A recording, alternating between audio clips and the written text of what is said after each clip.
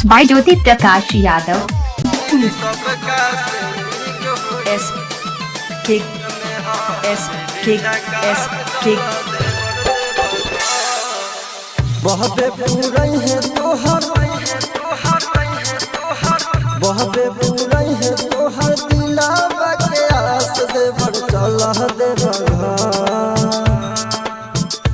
देवर चला घर कनिया मिले झकास देवर चला घर कनिया मिले झकास देवर चला घर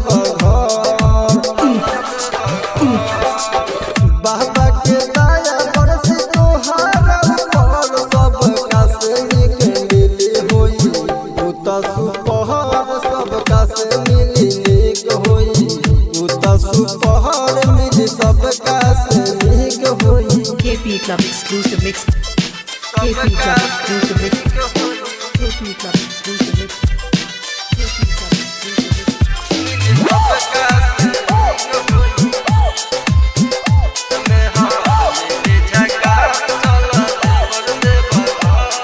तीनों लोग के दानी त्रिपुरारी जे भी जला माया वे उखाली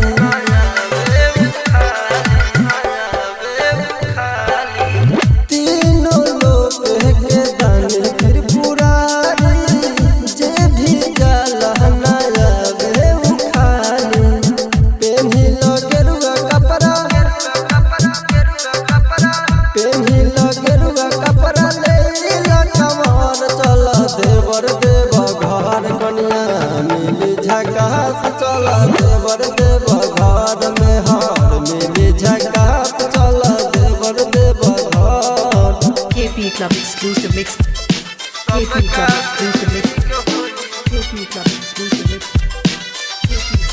exclusive mix सोनी हलचल चली भोला के दुआरी जखम जितेंद्र बन के जाले पुजारी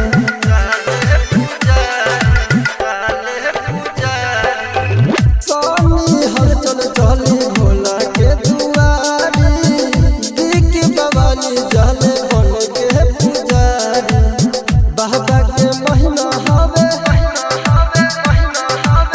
बाबा के महीना हमें बहुत महान चला देवर घर कनिया मिली झकास चला देवर घर कनिया मिली झकास चला देवर घर।